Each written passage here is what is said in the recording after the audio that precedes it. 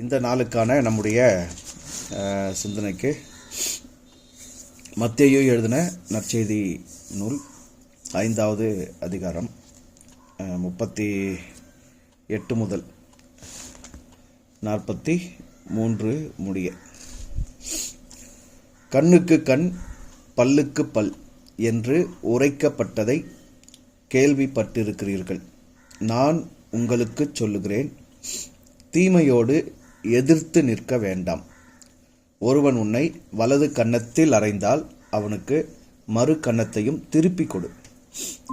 உன்னோடே வழக்காடி உன் வஸ்திரத்தை எடுத்துக்கொள்ள வேண்டும் என்றிருக்கிறவனுக்கு உன் அங்கியையும் விட்டுவிடு. ஒருவன் உன்னை 1 மைல் தூரம் வர பலவந்தம் பண்ணினால் அவனோடு 2 மைல் தூரம் போ. உன்னிடத்தில் கேட்கிறவனுக்கு கொடு. உன்னிடத்தில் கடன் வாங்க விரும்புகிறவனுக்கு முகம் கோணாது. தொடர்ச்சியாக இந்த மத்தேயு 5ஆம் அதிகாரம் 20வது வாக்கியத்தில் துவங்கி இந்த படிப்பினை நமக்கு தொடர்ந்து கொண்டிருக்கிறது. அந்த 20வது வாக்கியம் என்னன்னா, வேதபாரகர் பரிசேயர் என்பவர்களுடைய நீதியிலும் உங்கள் நீதி அதிகமாயிராவிட்டால் என்றுதான் இயேசு இந்த போதனையை துவங்கியிருக்கிறார். வேதபாரகர் பரிசேயர் என்பவர்கள் புராதனமான பழமையான சிந்தனைகளால் கட்டி போடப்பட்டவர்கள். மோசேயினுடைய நியாயப்பிரமாணம், சட்டதிட்டங்கள், ஒழுக்கங்கள், வேள்வி முறைமைகள், வேத நெறிகள் இவைகளுக்குள் தங்களை புதைத்து கொண்டவர்கள். அவைகளை ஆச்சாரமாக அல்லது கடினமாக கடைபிடிக்கிறவர்கள் அல்லது கடைபிடிக்க மக்களை வலியுறுத்துகிறவர்கள், கட்டாயப்படுத்துகிறவர்கள். ஆனால் இயேசுவினுடைய கண்ணோட்டம் எவ்வாறானதாக இருக்கிறது என்றால், காலத்தினுடைய வளர்ச்சிக்கு ஏற்றபடி மனித மனம் மாற்றம் பெற வேண்டும்.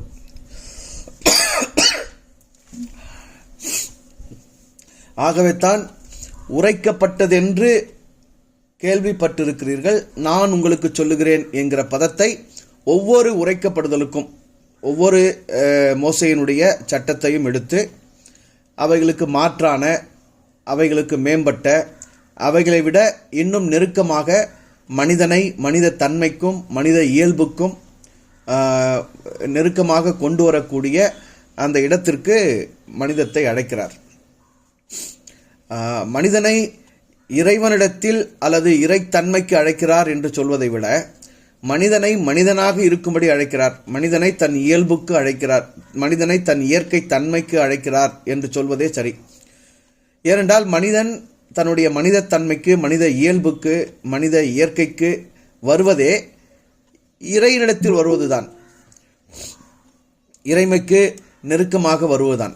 மனிதன் தன்னிடத்தில் தான் நெருங்கி வருவதே தன்னை படைத்த இறைவனிடத்தில் நெருங்கி வருவது. மனிதன் தன்னிடத்திலிருந்து விலகி தனக்கு தூரமாக போவதே தன்னை படைத்த இறைவனுக்கு தூரமாக போவது. சரியா? இறைமை என்ன இயல்பில், என்ன இயக்கத்தில், என்ன இயற்கை தன்மையில் மனிதன் வாழும்படி படைத்ததோ அந்த நிலையில் அவன் இருப்பதே இறைவனிடத்தில் தான் அவன் ஏற்கனவே இருக்கிறான் என்று பொருள். அதற்கு விலகுவதுதான் இறைமைக்கு தூரமாவது. ஆக அந்த தன்மைக்கு தான் இயேசு அழைக்கிறார், அந்த நிலையில் தான் அவனை மேம்படுத்துகிறார். ஆகவே தான் இந்த பகுதியிலே கண்ணுக்கு கண் பல்லுக்கு பல் என்று உரைக்கப்பட்டதை கேள்விப்பட்டிருக்கிறீர்கள், நான் உங்களுக்கு சொல்லுகிறேன், தீமையோடு எதிர்த்து நிற்க வேண்டாம். என்னன்னா, வினையாற்றுவது சரி, எதிர்வினையாற்றுவது தவறு. வினையாற்றுவது என்பது நம்முடைய விருப்பத்தில் நடப்பது, நம்முடைய சுதந்திரத்தில் நடப்பது, நம்முடைய முடிவு, நம்முடைய தீர்மானம் என்று தனிப்பட்ட ஒருவர் தன்னுடைய விருப்பத்தில், தன்னுடைய சுதந்திரத்தில் தான் தீர்மானித்து முடிவெடுத்து ஒரு செயலை, ஒரு வினையை ஆற்றுகிறார் என்றால் அது சரி. இன்னொருவரால் தூண்டப்பட்டு அவர் ஆற்றிய வினையை இவர் ஆற்றுகிறார் என்றால், அதற்கு எதிர்வினை ஆற்றுகிறார் என்றால் அது இவர் தன்னை இழக்கிறார் என்று பொருள். மனிதன் எதை வேண்டுமானாலும் இழக்கலாம், ஆனால் ஒருபோதும் தன்னைத்தானே இழந்துவிடக்கூடாது என்பதுதான் இங்கு இயேசுநாதருடைய போதனையாக இருக்கிறது. உலகம் முழுவதிலும் உள்ள மதங்களும் அரசியலும் சட்டங்களும் ஒழுக்கங்களும் விதிமுறைகளும் அனைத்துமே எவ்வாறாக இருக்கிறது என்றால், மனிதன் தன்னை, தன் சுயத்தை, தன் நிலையை இழந்து அவன் வேறொன்றாக அல்லது வேறொன்றால் ஆட்கொள்ளப்படும் அவல நிலைக்கு தான் மனிதனை இழுக்கிறது. மனிதர்கள் அவரவர் தன்னை இழந்துதான் இங்கு பிழைத்து கொண்டிருக்கிறார்கள். சரியா? வாழ்தல் என்பதே நான் இருப்பதுதான், நானாக இருப்பதுதான். சரியா? எங்கே நான் இல்லையோ, எங்கே நான் நானாக இல்லையோ, அங்கே நான் வாழ்தலில் இல்லை. அது ஏறக்குறைய சாதல். நான் இல்லை என்றால், நான் நானாக இல்லை என்றால் அதற்கு பெயர் வாழ்தல் அல்ல, அதற்கு பெயர் சாதல். சரியா? சாதல் என்பது உடலை விட்டு உயிர் பிரிவது மட்டுமல்ல, உடலை கொண்டு என் உள்ள தீர்மானத்தின்படி, என் உணர்வுப்படி, என் விருப்பத்தின்படி, என் சுயத்தில் நான் எப்பொழுதெல்லாம் வாழவில்லையோ அப்பொழுதெல்லாம் கூட நான் சாதல் தான். சரியா? என் உடல், என் உள்ளம், என் உணர்வு என்று என்னால் அவைகள் ஆளப்படும் போதெல்லாம் நான் வாழ்கிறேன், அடுத்தவரால் அவைகள் ஆட்கொள்ளப்படும் போதெல்லாம் நான் சாகிறேன் என்று புரிந்து கொள்ள வேண்டும். ஆக இந்த போதனைகள் அனைத்துமே ஒரு தனி மனிதனுடைய சுயத்தை வலுப்படுத்துவது, சுயத்தை மேம்படுத்துவது, சுயத்தில் நிலை நிறுத்துவது. அப்படிதான் இந்த மூலத்தை நாம், இந்த அடிப்படையை நாம் புரிந்து கொள்ள வேண்டும். ஸோ இன்னும் அடுத்த பகுதி பார்த்தீங்கன்னா, உன்னோடு வழக்காடி உன் வஸ்திரத்தை எடுத்துக்கொள்ள வேண்டும் என்று இருக்கிறவனுக்கு உன் அங்கியையும் விட்டுவிடு. என்ன இது? அரைஞ்சா அடுத்த கன்னத்தை காட்டு, உன்னுடைய துணியை எடுத்துக்கிட்டா உன்னுடைய அங்கியையும் சேர்த்து கொடு. என்னதான் சொல்ல வர்றார் இவரு? நான் முதன்மையாக புரிஞ்சிக்க வேண்டியது, இந்த உலகம் எப்பொழுதுமே எடுத்துக்கொள்ளும்படி போராடி கொண்டு இருக்கிறது. உன்னுடையதை எடுத்துக்கொள்ளும்படி போராடுகிற உலகம் இது. ஏன் இந்த உலகம் ஒரு போராட்டத்திலேயே இருந்து கொண்டிருக்கிறது? முடிவுக்கு வராத ஒரு போராட்டம். எத்தனையோ சமயங்கள் தோன்றிவிட்டது, எத்தனையோ மகான்கள் தோன்றிவிட்டார்கள், காலத்திற்கு காலம் எவ்வளவோ உபதேசங்கள் உரைத்து சென்று விட்டார்கள், பைபிள் கொடுக்கப்பட்டு விட்டது.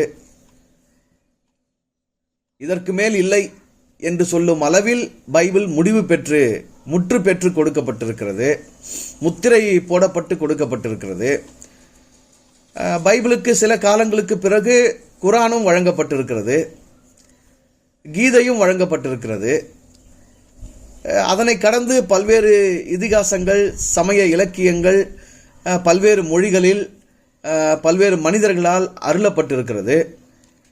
அனைத்தும் இன்றைக்கு எல்லாருக்கும் கிடைக்கிறது. பாருங்க, இன்னைக்கு யார் நினைச்சாலும் ஒரு பைபிளை வாங்க முடியும், யார் நினைச்சாலும் ஒரு குரான் வாங்க முடியும், யார் நினைச்சாலும் ஒரு பகவத்கீதையை வாங்க முடியும், யார் நினைச்சாலும் எந்த ஒரு சமய புத்தகத்தையோ இல்லை தத்துவ நூல்களையோ, மகான்கள் அருளிய வாக்கியங்களையோ, ஞானிகள், ரிஷிகள், முனிவர்கள், சித்தர்கள் என்று சொல்லக்கூடிய இந்த புவியில் வாழ்ந்த பெரிய மனிதர்களுடைய வார்த்தைகளையோ உபதேசங்களையோ யார் வேண்டுமானாலும் வாங்க முடியும்.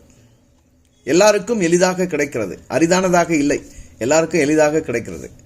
ஆனாலும் மனித வாழ்க்கையின் போராட்டம் முடிவுக்கு வந்த பாடில்லை. 2000 ஆண்டுகளுக்கு முன்பதாக இயேசு இதனை உபதேசித்தார் என்று இன்றைக்கு நாம் படிக்கிறோம். இந்த 2000 ஆண்டுகளில் இந்த சிக்கல் தீர்ந்து விட்டதா? முடிவுக்கு வந்து விட்டதா?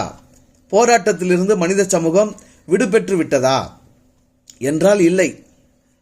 அப்படியானால் இன்னும் போதனைகள் தேவையா? இன்னும் உபதேசங்கள் தேவையா? இன்னும் வேத நூல்கள் தேவையா? இன்னும் தத்துவங்கள் தேவையா? இன்னும் இந்த உலகத்துக்கு என்னதான் தேவைப்படுகிறது? ஏன் இந்த போராட்டம் இன்னும் தொடர்கிறது? ஏன் ஒரு மனிதர் இன்னொரு மனிதரோடு வழக்காடுகிறார்? ஏன் ஒரு மனிதர் இன்னொருவருடைய பொருளை அபகரிக்க நினைக்கிறார், கருதுகிறார்? அந்த எண்ணமே ஏன் வருகிறது? இங்கு வஸ்திரம் என்பது வெறும் உடையை பற்றி தான் இங்கு சொல்லுகிறாரா? இல்லை அதனையும் கடந்து வஸ்திரம் என்பதே மானத்தை மூடும் ஒரு பொருள், அது உண்மையானதல்ல, அதுவும் ஒரு போலிதான். இங்கு நாம் எடுத்துக்கொள்ள வேண்டியது அவமானப்படுத்துதல். முதல் அரைந்து ஒரு மனிதனுடைய சுயத்தை தூண்டி எதிர்வினை ஆற்ற செய்தல், ஆட்கொள்ளுதல். இரண்டாவது பார்த்தீங்கன்னா அவமானப்படுத்துதல். சரியா? இந்த சமூகம் எப்பொழுதுமே அடுத்தவரை அவமானப்படுத்த துணிகிறது. ஏனென்றால் ஒவ்வொரு மனிதருமே அறியாமையின் ஆழத்துக்குள் இருக்கிறார்கள். அந்த அறியாமையின் ஆழத்துக்குள் இருப்பதினாலே அந்த அறியாமை அவர்களுக்குள் அதிகத்தன்மையான ஆசையை விளைவிக்கிறது. அந்த ஆசைகள் அவரை பொறாமைக்குள்ளாக்குறது. பொறாமை அடுத்தவருடையதை அபகரிக்க தூண்டுகிறது. அறியாமை, ஆசை, பொறாமை, அபகரித்தல், இவைகளையே இந்த உலகம் எப்பொழுதுமே செய்து கொண்டிருக்கிறது. இங்கு நாம் புரிந்து கொள்ள வேண்டிய உண்மை என்னவெனில், இந்த உலகத்தை நம்மால் திருத்த முடியாது. இதுவரை இந்த உலகத்தை திருத்தியவர்கள் யாரும் இல்லை. இந்த உலகத்தை திருத்த நினைத்தவர்கள் எல்லாம் தங்களை வருத்தி கொண்டதுதான் மிச்சம். யாரும் இந்த உலகத்தை திருத்தவில்லை. இயேசு பிறந்தும் இந்த உலகம் திருந்தவில்லை. புத்தர் பிறந்தும் இந்த உலகம் திருந்தவில்லை. கிருஷ்ணன் பிறந்தும் இந்த உலகம் திருந்தவில்லை. நபிகள் பிறந்தும் இந்த உலகம் திருந்தவில்லை. நீங்களும் நானும் பிறந்திருக்கிறோம், இன்றைக்கும் இந்த உலகம் திருந்தவில்லை. சரியா? ஸோ ஒன்று உண்மை, அடுத்தவரை உலகத்தை நம்மால் திருத்த முடியாது என்கிற முடிவுக்கு வர வேண்டும்.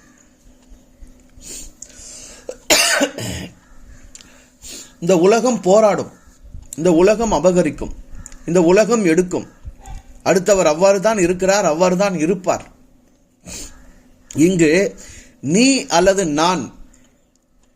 நாம் பெற்ற உணர்வு என்ன, நாம் பெற்ற புரிதல் என்ன, நாம் யாராக இருக்கிறோம், நாம் எப்படி இருக்க வேண்டும் என்பதற்கானதாகத்தான் இந்த போதனை வழங்கப்படுகிறது. உன்னோடு ஒருவன் வழக்காடுகிறான், அவன் உன்னுடையதை எடுத்துக்கொள்ள வேண்டும் என்று உன்னோடு அவன் போராடுகிறான். நீ என்ன செய்ய வேண்டும்? அவனை நீ என்ன செய்ய முடியும் என்பதல்ல, நீ என்ன செய்ய வேண்டும். விட்டு விடுதல் என்பது உண்மையிலேயே என்ன?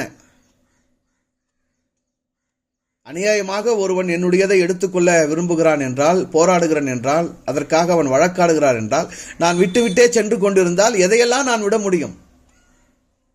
எதையெல்லாம் நான் விட முடியும்? விட்டுவிட்டே சென்று கொண்டிருந்தால் நான் இளிச்சவாயனா இருப்பேனே, கோழையாக இருப்பேனே, எதிர்க்க திராணி இல்லாமல் இருப்பேனே. அப்ப எல்லோரும் என் தலையில் மிளகாய் அரைப்பார்களே, எல்லோரும் என்னை ஏமாற்றுவார்களே, இப்படித்தான் நான் வாழ வேண்டுமா? இதுதான் இயேசுவினுடைய உபதேசமா? இங்கு அடிநாதம் இன்னது என்பதை நாம் புரிந்து கொண்டால் இந்த பகுதியே நமக்கு எளிமையானதாக இருக்கும். அடிநாதம் என்பது உடைமை என்னும் மனோபாவத்தை விட்டு விடுதல் அவசியம். எப்படி முதல் பகுதியிலே அடுத்தவருடைய தூண்டுதலால் நீ வினையாற்றாமல் உன்னுடைய விருப்பத்தில் நீ வினையாற்றும் அளவுக்கு மனோபலம் கொண்டவனாக இரு என்று கற்றுக் கொடுக்கிறாரோ, அதற்கு அடுத்த பகுதியில் இரண்டாவதாக என்னுடையது என்கிற உடைமை மனோபாவத்தை விட்டு இரு என்று பொருள். பொதுவாகவே உலக மனிதர்கள் மிக பெரும் அறியாமையில் இருக்கிறார்கள் என்று சொன்னேன். அறியாமையின் ஆழத்தில் இருக்கிறார்கள் என்று சொன்னேன். அந்த அறியாமை என்னவென்றால், இங்கு எதையெல்லாம் நாம் என்னுடையது, உன்னுடையது, நம்முடையது என்று கருதி கொண்டிருக்கிறோமோ அவைகள் எதுவுமே என்னுடையதும் இல்லை, உன்னுடையதும் இல்லை, நம்முடையதும் இல்லை. உடையது என்று நாம் உடன் கொண்டிருக்க, உடைமையை கொண்டிருக்க, அதனை நாம் நம்முடைய உடலோடு எப்பொழுதும் வைத்துக் கொண்டிருக்க, நம்முடைய உடைமையாக எப்பொழுதும் நாம் பாவித்துக் கொண்டிருக்க, இங்கு எதுவுமே இல்லை. உடைமை என்று எதுவும் இல்லை. அனைத்தும் அது அதுவாக இருக்கிறது. எதனையெல்லாம் நாம் பயன்படுத்துகிறோமோ, எதனையெல்லாம் நாம் பாவிக்கிறோமோ, எதனையெல்லாம் என்னுடையது உன்னுடையது என்று கருதி கொண்டிருக்கிறோமோ, அவைகள் அத்தனையும் அது ஆகவே அவையாகவே இருக்கின்றது. எதுவுமே நம்முடையதாக இல்லை, என்னுடையதாக இல்லை, உன்னுடையதாக இல்லை. அது அதுவாகத்தான் இருக்கிறது. நம்முடைய புத்தியில், நம்முடைய மனதில் ஒரு கருதுகோள், ஒரு எண்ணம், ஒரு நினைவு சுமை மட்டும்தான் என்னுடையது என்பதாக இருக்கிறதே தவிர உண்மையில் அது அதுவாகத்தான் இருக்கிறது. நான் என்னுடைய பிள்ளை என்கிறேன், ஆனால் அந்த பிள்ளையாகத்தான் இருக்கிறது. அது அதுவாக பிறந்தது, அது அதுவாக வளர்கிறது, அது அதுவாக வாழ்கிறது. நான் காலை உணவு உண்ணும்போது எனக்கு ஒரு யோசனை. சித்தாந்த நானும் சாப்பிட்டுட்டு இருக்கிறோம். அப்பொழுது காரணியா தயிர் சாதம் கிண்டிட்டு இருக்கா, தயிர் சோறு. அந்த தயிர் சோறை பார்த்த உடனே எனக்கு ஒரு நினைவு வந்தது. என்னுடைய பெரிய மகள் ரட்சன்யாவுக்கு தயிர் சோறு தாளித்து கொடுத்தா தான் பிடிக்கும். பையனுக்கு தயிர் சோறு வெறும் தயிர் போட்டு கலந்து கொடுக்கணும், தாளிக்கக்கூடாது, அப்படி தான் பிடிக்கும். நான் யோசிக்கிறேன், ஒரே வயிற்றிலிருந்து பிறந்த பிள்ளைங்க, ஒரே உணவு, ஆனால் அந்த உணவில் அவர்களுக்கு பிடித்த மனம் வேறு வேறாக பிரிந்து விட்டது. இவன் என்னன்னாலும் தாளிச்சு கொடுத்தா சாப்பிட மாட்டான், அவன் என்னன்னாலும் தாளிக்காம கொடுத்தா சாப்பிட மாட்டான். இந்த வேறுபாடு யார் கற்பித்தது? இது ஏன் அவர்களுக்குள் உண்டானது? ஒரு வீடு, ஒரு பெற்றோர், ஒரு வயிற்றிலிருந்து பிறந்தவர்கள், ஒரே சூழலில் தான் வளர்கிறார்கள். ஆனால் இந்த வேறுபாடு யாரும் கற்றுக் கொடுக்கவே இல்லை. இது எப்படி, இது எனக்கு பிடிக்கும், இது பிடிக்காது, இதுதான் எனக்கு என்று ஏன் இவ்வாறு இவர்கள் வேறுபட்டார்கள் என்று நான் யோசித்தேன். அது அது அது அது அது அப்படித்தான் அமைகிறது, அது தன்னாலே விளைகிறது. அதுதான் அவர்கள் வெவ்வேறானவர்கள் என்பதை காண்பிக்கிறது. அதனால்தான் சொல்லுகிறேன், எதுவுமே யாருடையதும் இல்லை. அவரவர் உடையவரே, அதனதனுடையதே. எது யாருடைய உடைமை, யாருடைய உடைமை? இந்த உடைமை மனோபாவத்தினால் தான் இன்றைக்கு வழக்காடுதலும் போராட்டமும் உலகத்தில் நிறைந்து கிடக்கிறது. அடுத்தவர் நம்மோடு வழக்காடுவதை விடுங்கள், இந்த உடைமை மனோபாவத்தால் நாமே நம்மோடு வழக்காடுகிறோம், நாமே நம்மோடு போராடி கொண்டிருக்கிறோம். என்னுடையது என்று நாம் எதனையெல்லாம் உடைமையாக பற்றி கொண்டிருக்கிறோமோ, விட முடியாத நிலையில் நாம் பிடித்துக் கொண்டிருக்கிறோம் என்று நினைக்கிறோம். ஆனால் உண்மையில் பிடித்துக் கொண்டு கூட இல்லை. பிடித்துக் கொண்டிருந்தால் கூட பரவாயில்லை, நம்மால் பிடிக்க கூட முடியாது. ஆனால் பிடித்துக் கொண்டிருப்பதாகவும் நினைத்துக் கொண்டிருக்கிறோம், பிடித்துக் கொண்டிருப்பதை விட முடியாது என்றும் நினைத்துக் கொண்டிருக்கிறோம். விட முடியாது என்பது மட்டுமல்ல, அதை இன்னொருவர் பறித்துக் கொள்வார் என்றும் பயப்பட்டு கொண்டிருக்கிறோம். இவ்வளவு என்ன சொல்றது, போராட்டம், இவ்வளவு ஒரு மாயை நம்மை சூழ்ந்து கிடக்கிறது. உண்மையிலேயே எது என்னுடையது, எது உன்னுடையது? எவர் ஒருவர் தான் யார், தனக்கு என்ன தேவை, தன்னுடைய உடைமைகள் எது, உண்மையிலேயே ஏதாயிலும் தனக்கு உடைமையாக இருக்க முடியுமா? எதனை நான் பிறக்கும் போதிலிருந்து இறக்கும் வரைக்கும் என் உடைமையாக கொண்டிருக்க முடியும்? அப்படி ஏதாகிலும் ஒன்று எனக்கு படைக்கப்பட்டிருக்கிறதா? என் உடலையே நான் விட்டுவிட வேண்டும் என்னும் போது என் உடல் சார்ந்தவைகளை நான் எப்படி விடாதிருக்க முடியும் என்கிற எந்த விதமான புரிதலும் இல்லாது அறியாமையின் ஆழத்தில் மூழ்கியிருப்பதினால்தான் அவர் அடுத்தவருடையதையும் அபகரிக்க போராடுகிறார். இப்போ இந்த புரிதலுக்கு வந்தவர் எந்த ஒரு உடைமையை பற்றிய போராட்ட மனநிலையில் இருக்கக்கூடாது. உடைமையை பற்றிய போராட்ட மனநிலையில் இருந்தால் அந்த மனம் இன்னும் பக்குவப்படவில்லை என்று பொருள்.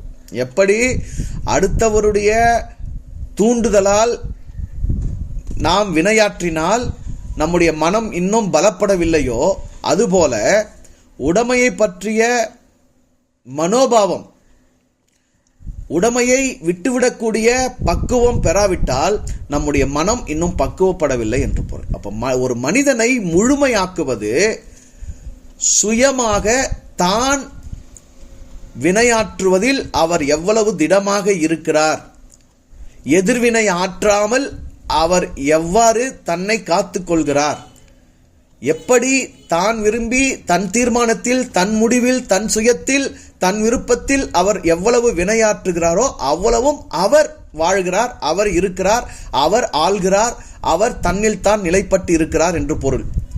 அதுபோல இரண்டாவது நிலை, ஒரு மனிதர் எவ்வளவு உடைமை மனோபாவம் அற்று இருக்கிறார். சரியா? அப்படின்னா இங்கு இது துறவரம் கிடையாதுங்க. உடனே இது அப்ப எல்லாத்தையும் விட்டுட்டு சன்னியாசம் போகணுமா, துறவியாகணுமா, துறவரம் போகணுமான்னு அங்க போயிடக்கூடாது. சரியா? துறவரம் என்கிற ஒன்று இல்லவே இல்லை. சரியா? ஏன்னா நீங்க நானும் எதையும் துறக்கவே முடியாது. ஏதாவது நம்மதுன்னு இருந்தா தானே விட்டுட்டு போறதுக்கு, துறக்கிறதுக்கு. எதுவுமே இங்க நம்மது இல்லையா, அப்புறம் நானாத்த துறக்கிறது, நானாத்த விடுறது. அதை புரிஞ்சுக்கிட்டா போதும். அதை புரிஞ்சுக்கிட்டா போதும். என்னுடைய வஸ்திரம், என்னுடைய அங்கி, என்னுடைய உடைமை, என்னுடைய சொத்து, என்னுடைய பிள்ளை, என்னுடைய வீடு, என்னுடைய கார், என்னுடைய பொருள் என்று நாம் எதையெல்லாம் உடைய என்று சொல்லுகிறோமோ அந்த உடைய என்று எதையெல்லாம் கருதுகிறோமோ அவைகள் எல்லாம் ஒரு நாளில் நம்மை விட்டுவிடக்கூடியதுதான், நம்மால் விடப்படக்கூடியதுதான். சோ விட்டுவிடக்கூடியதற்காக நீ போராடி கொண்டிருக்காதே என்று சொல்லுகிறார். எதையெல்லாம் நீ விட்டுவிட போகிறாயோ, எதுவெல்லாம் உன்னை ஒரு நாளில் விட்டுவிட போகிறதோ, அந்த விட்டுவிட போகிற ஒன்றுக்காக நீ விடாப்பிடியாய் போராடி கொண்டிருக்காதே. உன்னை அங்கு இழக்காதே. உன்னுடைய பலத்தை, உன்னுடைய புத்தியை அங்கு நீ செலவழித்துக் கொண்டிராதே. அங்கு நீ நிற்காதே. அதை கடந்து போ. ஒன்று நீ விட்டு விடுவாய், அல்லது அவை உன்னை விட்டுவிடும். இது எப்போதோ ஒரு நேரம் நடக்கும். சரியா? அப்படி நடக்கும்போது போராட்டத்தோடு வழக்காடி துன்புறுத்தி விடக்கூடிய அளவில் நீ இருக்காதே. எளிதாக விட்டுவிட்டு நகர்ந்து போகக்கூடிய அளவில் பக்குவப்படு என்று உரைக்கிறார் இயேசு. புரியுதானே உங்களுக்கு? எளிதாக நகர்ந்து போகக்கூடிய அளவிற்கு நீ பக்குவப்பட்டு.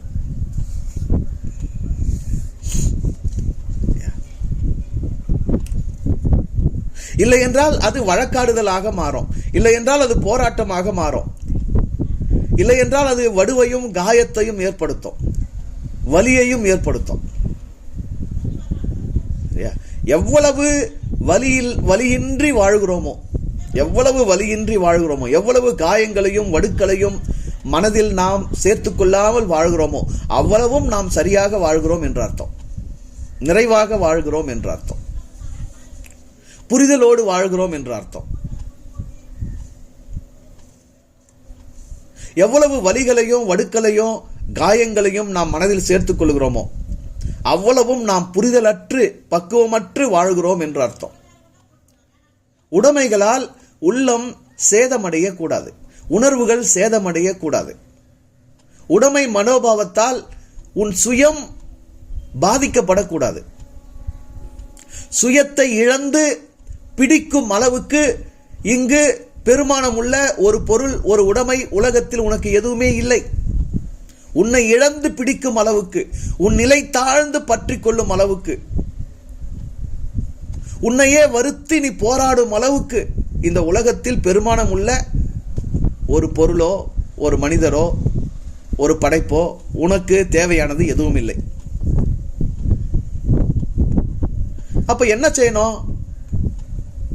பயன்படுத்தணும், பாவிக்கணும், அனுபவிக்கணும், கடந்து போகணும். அவ்வளவுதான், எளிமைதான் வாழ்க்கை. இன்னொன்னு, அனுபவிக்கும் போதே அனுபவிக்கிற நானோ அனுபவிக்கப்படுகிற பொருளோ அனுப்புனவன் தான், அவன்தான் அனுபவிக்கப்படுகிற ஒன்றாகவும் இருக்கிறான், அனுபவிக்கிறவனாகவும் இருக்கிறான். இங்க நான் எங்க இருக்கிறேன், எனது எங்க இருக்குது? நான் என்னும் ஆணவம் இருந்தால் எதிர்வினை ஆற்றுதல் இருந்து கொண்டே இருக்கும். எனது என்னும் பிடிமானம், கண்மம் இருந்தால் உடைமை மனோபாவம் உள்ளத்தை ஆட்டி படைக்கும். அதனால் அடுத்தவரோட வழக்கு, போராட்டம் வாழ்க்கையில் தொடர்ந்து கொண்டே இருக்கும். எனதில்லை, நான் இல்லை, எனதில்லை என்று இருப்பவனுக்கு சிக்கலே இல்லை பாருங்க. அப்படின்னா அவன் எதையும் அனுபவிக்க மாட்டான்னு அர்த்தம் இல்லை. அவன் தான் எல்லாரும் விட நல்லா அனுபவிப்பான். எல்லாரோட நல்லா சுகிச்சுக்குவான், எல்லாரோட ஒரு பொருளை முழுமையா பயன்படுத்துவான். மனதில் ஒரு பிடிமானத்தோட விட முடியாது, என்னுடையது என்கிற உடைமை மனோபாவத்தோட ஒன்று உங்க கையில் இருந்தா அதை நீங்க முழுசா ஆராய்ச்சி கூட பண்ண மாட்டீங்க, அது முழுசா என்னன்னு கூட பார்க்க மாட்டீங்க, அதை முழுசா உங்களால் அறியவும் முடியாது, அனுபவிக்க முடியாது. எனதுலன்னு வச்சுட்டு பாருங்க, அதை நீங்க முழுசா என்னதான் அதுன்னு பார்ப்பீங்க. அப்பதான் அதனுடைய முழுமை வெளிப்படும், அப்பதான் நீங்க அதை முழுமையா பயன்படுத்த முடியும். பிள்ளைகளை எந்த பெற்றோருக்குமே பிள்ளைகளை முழுசா தெரியாது, முழுசா புரிய முடியாது, முழுசா அணுக முடியாது, முழுசா அனுபவிக்க முடியாது, முழுசா அறிவுறுத்த கூட முடியாது. ஏன்னா அவ்வளவு பற்று, அவ்வளவு பாசம், அவ்வளவு பிடிமானம், அவ்வளவு மனோபாவம், இப்போ உடைமை மனோபாவம், என்னுடையது, என் பிள்ளை, என் சொத்து அப்படிங்கிற அவ்வளவு பற்று நம்ம மனசுல புதைச்சி வச்சிருக்கிறோம்.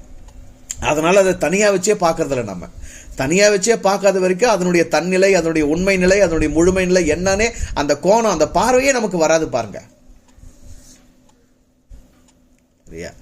இப்படி வச்சுக்கலாம், இந்த இடத்தை இப்படி புரிஞ்சுக்கலாம். வாழ்க்கை என்பது நமக்கு அருளப்பட்டிருக்கிறது. நான் என்பதே எனக்கு அருளப்பட்டிருக்கிறது. என் உடல் என்பது எனக்கு அருளப்பட்டிருக்கிறது. இந்த உடலுக்கென்று இந்த உலகம் அருளப்பட்டிருக்கிறது. இந்த உலகத்தில் உணவு, உடை, உறைவிடம், உறவுகள், உடைமைகள் யாவுமே அருளப்பட்டிருக்கிறது. அனைத்தையுமே ஒரு நாளைக்கு நான் விட வேண்டும். விடுகிற ஒவ்வொன்றோடும் எனக்கு மன ரீதியாக, உளவியல் ரீதியாக, உளத்தியல் ரீதியாக வழக்கு, போராட்டம் நடந்து விடுகிறேனா அல்லது இயல்பாக என்னால் விட்டு நகர்ந்து போக முடிகிறதா என்று எண்ணி பார்ப்போமே. கொஞ்சம் யோசிச்சு பாருங்களாம். இது வரைக்கும் வாழ்க்கையில நீங்க பிறந்ததிலிருந்து எத்தனையோ உங்ககிட்ட வந்திருக்கோம், எத்தனையோ உங்ககிட்ட இருந்து போயிருக்கோம், எத்தனையோ பேர் உங்ககிட்ட வந்திருப்பாங்க, எத்தனையோ பேர் உங்களை விட்டு போயிருப்பாங்க, எத்தனையோ உடைமைகளை நீங்க பயன்படுத்திருப்பீங்க, எத்தனையோ உடைமைகளை நீங்க இழந்திருப்பீங்க. ஒவ்வொன்றும் உங்ககிட்ட இருந்து விடை பெற்று போகும்போது அது ஒரு வழக்காடுதலாக இருந்ததா, தாக்கம் நிறைந்ததாக இருந்ததா, வலி நிறைந்ததாக இருந்ததா, அல்லது எளிமையாக கடந்து போகக்கூடியதாக இருந்ததா, போராடி விட்டீர்களா அல்லது போராட்டம் இன்றி ஒரு புரிதலோடு பூரிப்போடு கடந்தீர்களா? எண்ணி பார்த்தா நமக்கு தெரியும். எவைகளோடெல்லாம் நாம் போராடினோமோ அவைகளோடெல்லாம் நாம் புரிதலோடு இருக்கவில்லை. எவைகளோடெல்லாம் நாம் வழக்காடினோமோ, போராடினோமோ, எதை இழந்ததற்கெல்லாம் வருத்தப்பட்டோமோ அவைகளை நாம் முழுமையாக பயன்படுத்தவே இல்லை, அனுபவிக்கவே இல்லை. ஒன்றை நாம் முழுமையாக நிறைவாக அனுபவித்தால் அதை இழக்கும் போது நமக்கு தன்னிறைவு இருக்கும். தன்னிறைவு அடைந்து விட்டால் அந்த மனம் தளர்ச்சி அடையாது. அந்த பொருளையோ, அந்த நபரையோ, அந்த உடைமையோ இழப்பதில் வலி இருக்காது. ஆனால் நாம் எதிலையுமே தன்னிறைவு அடைவதில்லை. எது ஒன்றையும் ஏன் தன்னிறைவு அடைவதில்லை என்றால் எது ஒன்றையும் நாம் முழுமையாக அனுபவிப்பதில்லை. ஏனென்றால் எது ஒன்றையும் நாம் முழுமையாக அறிவதில்லை. ஏனென்றால் எல்லாவற்றையும் நாம் முதன்மையாக பற்றி கொள்ளுகிறோமே தவிர அதனை நாம் சரியாக பாவிப்பது கூட இல்லை, பயன்படுத்துவது கூட இல்லை. அப்படி ஒரு பற்றுதல் நம்முடைய மனதை ஆக்கிரமிப்பு செய்து கொண்டிருக்கிறது, ஆளுகை செய்து கொண்டிருக்கிறது. அங்கே நாம் இழக்கிறோம், நம்மை இழக்கிறோம். உடைமையினுடைய மதிப்பு பெரிதாகிறது, உன்னுடைய மதிப்பு அங்கு குறைகிறது. நல்லா புரிஞ்சுக்கோங்க. ஒரு உடைமையை பற்றி கொண்டு அந்த உடைமைக்காக நாம் போராடும் போது அந்த உடைமையின் மதிப்பை நீங்களே உங்களுக்குள் உயர்த்தி விட்டீர்கள்.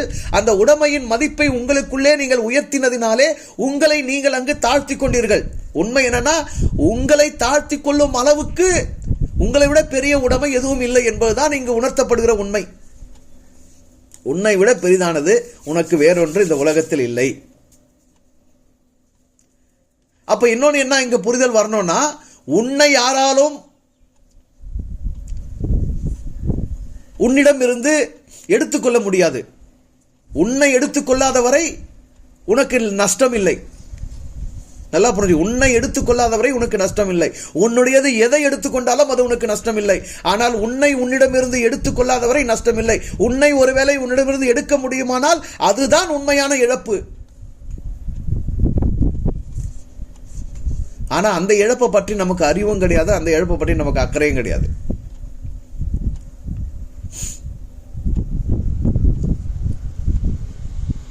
மனிதனுடைய பிரச்சனையே உடைமை மனோபாவம் தாங்க. எதுவுமே என்னுடையது இல்லை, எல்லாம் இங்கு நானும் என்னை அனுப்பின என்னை படைத்த அவனுடையவன் தான், என்னால் இங்கு அனுபவிக்கப்படுகிறவைகள் என்னோடு இருக்கிறவர்கள் அனைவருமே அவனுடையவர்கள், அவனுடையதுதான் என்கிற அடிப்படை புரிதலுக்குள் நாம் வரவே இல்லை. யோவான் 1:3 சகலமும் அவர் மூலமாய் உண்டாயிற்று, உண்டானதொன்றும் அவராலே அல்லாமல் உண்டாகவில்லை. உண்டாக்குனது, உண்டாக்கப்பட்டிருக்கிறது எல்லாம் அவனாலே, அவன் மூலமாய், அவனுக்காகவே. இந்த குலசேல ரொம்ப அழகா இருக்கும். அது அவருக்காக, அவர் மூலமாய், அவருக்கென்றே, அவனாலேயே அனைத்தும் உண்டாக்கப்பட்டது. சரியா? நான் ஒவ்வொன்றையும் காலத்தில் கடந்து போகிறவன், ஒவ்வொன்றையும் காலத்தில் கடந்து போகிறவன். அணிகிறேன், கலைகிறேன். அப்படிதானே? உடம்பின் மேல ஒரு சட்டை நான் அணிகிறேன், ஒரு வஸ்திரத்தை, ஒரு உடையை, ஒரு அங்கியை, ஏதோ ஒன்றை நான் அணிகிறேன், மீண்டும் அவைகளை கலைகிறேன், கழட்டுகிறேன். அவ்வளவுதான். அனைத்துமே அனைத்துமே என் உடல் கூட என்னால் அணியப்பட்டிருக்கிறது, என்னால் களையப்படுகிறது. என் உடலின் மீது ஒரு உடை அணியப்படுகிறது, என்னால் களையப்படுகிறது. எனக்கு ஒரு உறவு அணியப்படுகிறது, களையப்படுகிறது. எனக்கு பிள்ளைகள் அணியப்படுகிறார்கள், களையப்படுகிறார்கள். அணிதலும் களைதலும். சட்டையை போடுறதும் கழட்டுற மாதிரி தாங்க இந்த உலகத்துல அத்தனையுமே. சரியா? எப்படி போடாம இருக்க முடியாதுன்னு நினைக்கிறோமோ அப்படிதான் கழட்டாம இருக்க முடியாது. போட்டதையெல்லாம் போட்டுனே தான் இருக்கணும், கழட்டவே முடியாதெல்லாம் இருக்க முடியாது. கழட்டி தான் ஆகணும், இல்லைன்னா வாழ்க்கை நாரும், மனம் நாரும், நாம பணமாயிடுவோம். நாம பணமாகாம இருக்கணும், நான் நானா இருக்கணும், நான் என் சுயத்தை இழக்க கூடாதுன்னா கழற்றுவதற்கு நான் தயாரா இருக்கணும். கழட்டுறதுக்கே நான் ரெடி இல்லைன்னும் போது புதுசா போடுறதுக்கான வாய்ப்பு இருக்காது. ஆக விடுதல் என்பது ஒரு மனப்பான்மை, விட்டு விடுதல் என்பது ஒரு மனப்பான்மை. அந்த மனப்பான்மை வழக்கும் போராட்டத்திலே நடக்கக்கூடாது. அது இயல்பா இருக்கணும், அது உன்னுடைய தீர்மானத்தில் இருக்கணும். அடுத்தவங்க போராடி எடுக்கிற அளவுக்கு, நீயே உன்னோடு போராடி விடுற அளவுக்கு வச்சுக்க வேணான்றாரு. அவ்வளோ போராட்டத்தோடு நீ பிடிச்சு வைக்கிற அளவுக்கு இங்க எதுவுமே ஒர்த் இல்லை, உன் அளவுக்கு எதுவும் ஒர்த் இல்லை. ஆனால் எதுக்காகவும் போராடின்னு இருக்காத, எதற்கூடவும் வழக்காடின்னு இருக்காத. எளிதாக காட்டிட்டு போ. என்னைக்கு இருந்தாலும் என்ன பண்ணி ஆகணும், காட்டி தான் ஆகணும், விட்டு தான் ஆகணும். அந்த பக்குவத்துக்கு வந்துரு. அது உன்னை எளிமையாக்கும், உன்னை இன்பமாக்கும், உன்னை லகுவா வாழ வைக்கும், இன்னும் அதிகமா சுகிக்க வைக்குங்க. உண்மையிலேயே நீங்க விடுறதுக்கு தயாரா இருந்தீங்கன்னா, எதையுமே உன்னை பிடிச்சிக்காம இருந்தீங்கன்னா, நிறையத்தை அனுபவிக்கிறதுக்கான சுதந்திரம் உங்களுக்கு இருக்கும். நிறைய கோணங்களை, காட்சிகளை பார்ப்பீங்க, நிறைய இடங்கள்ல நீங்க பயணம் பண்ணுவீங்க, நிறைய சுதந்திரமான பார்வையும் கருதுகோளும் உங்களுக்கு உண்டாகும், நிறைய நீங்க அனுபவிக்கலாம். அதுக்கு தானே வந்திருக்கிறோம், உலகமே அதுக்கு தானே படைக்கப்பட்டிருக்கிறது. ஆக அந்த உடைமை மனோபாவத்தை விட்டுவிட வேண்டும் என்பதை நாம் உணர்ந்து கொள்ள வேண்டும். சரியா? என்னுடையது என்கிற உடைமை மனோபாவத்தை விட்டு விலகி இருக்க வேண்டும். இன்னொன்று ரொம்ப முக்கியமானது, அடுத்தவரிடம் இருப்பது என்னிடம் இருக்க வேண்டும் என்கிற மனநிலையை மறுத்து பழக வேண்டும். சரியா? அடுத்தவங்க கிட்ட இருக்கிறது அவங்க கிட்ட இருக்கிற மாதிரியே என்கிட்ட இருக்கணும் அப்படிங்கிற ஒரு மனோபாவம் இருக்குல்ல, ஒரு மனநிலை இருக்குல்ல நமக்கு, அதை நாம் மறுத்து பழகணும். அப்படிப்பட்ட மனம் வரும், எண்ணங்கள் வரும்போது அதை நாம் மறுக்க வேண்டும். அப்படி இருக்க வேண்டிய அவசியம் இல்லை.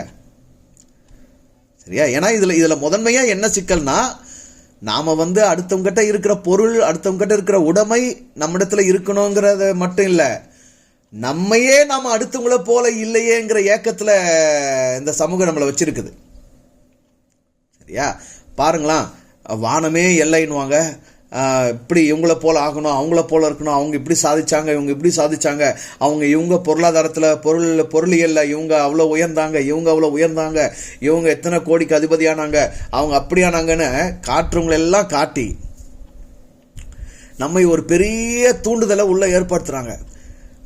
நாம் அடுத்தவங்கள போல ஆகணும் எப்பவுமே அடுத்தவங்களை போல ஆகிறோன்ற இந்த ஆசை நமக்குள்ள இந்த சமூகம் தூண்டி தூண்டி உண்மையிலேயே நான் யாராக வந்திருக்கிறேன், நான் எதற்காக வந்திருக்கிறேன், என் மூலமாக வெளிப்பட வேண்டிய வினைகள் என்ன, நான் ஆற்ற வேண்டிய கடமைகள் என்ன, எனக்கு எளிதாக நான் என்ன செய்யும்படி இங்கு வந்திருக்கிறேன், இவைகள் எல்லாம் எனக்கு மறுக்கப்படுகிறது. என் வாழ்வு எனக்கு மறுக்கப்பட்டு அடுத்தவர் வாழ்வு எனக்கு அளிக்கப்படுகிறது.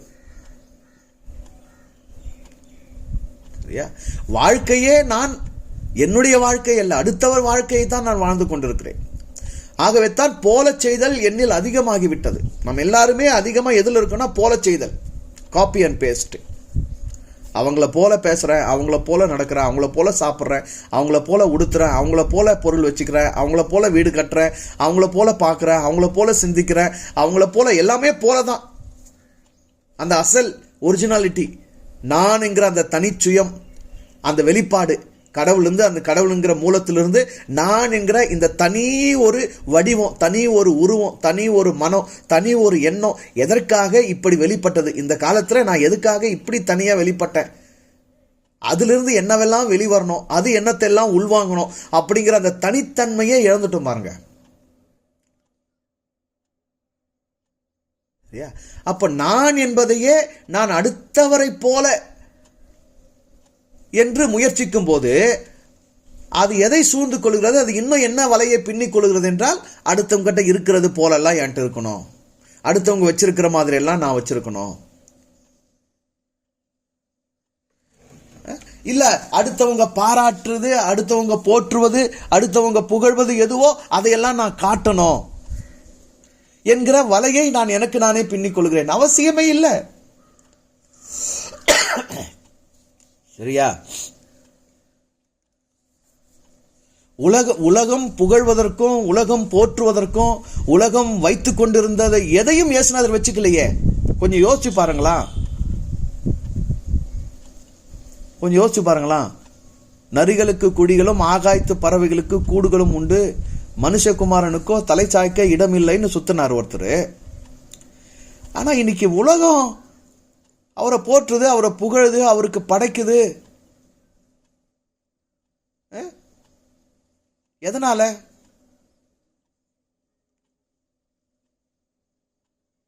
அவர் வாழ்ந்த காலத்துல வேத பாரகரை போல இருக்கணும், பரிசெய்கிற போல இருக்கணும், சது செய்கிற போல இருக்கணும், இல்ல பிரதான ஆசாரியன் போல இருக்கணும் காப்பி அடிச்சிருந்தாருன்னா, இல்ல அவர் சூழ்ந்திருந்த மக்கள் எல்லாரும் புகழணும், போற்றணும், பாராட்டணும், அவருக்கு செலவைக்கணும், அவருக்கு கோஷம் போடணும், வாழ்க சொல்லணும் அப்படின்னு அதற்கேற்றபடி நடந்திருந்தார்னா,